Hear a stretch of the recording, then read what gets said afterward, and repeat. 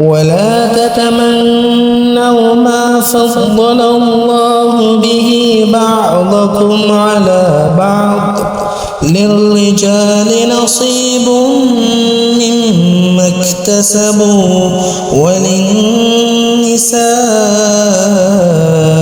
نصيب مما اكتسبن واسألوا الله من فضله إن الله كان بكل شيء عليما. உங்களில் சிலரை விட அல்லாஹ் மேன்மையாக்கியதைக் கண்டு ஏங்காதீர்கள். ஆண்களுக்கு அவர்கள் சம்பாதித்ததிலிருந்து ஒரு பங்குண்டு, அதே போன்று பெண்களுக்கும் அவர்கள் சம்பாதித்ததிலிருந்து ஒரு பங்குண்டு.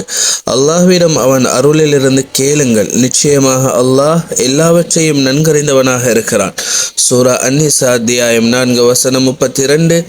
இன்று பிறை 5 செவ்வாய்க்கிழமை துல்காதா மாதம் ஹிஜ்ரி 1445.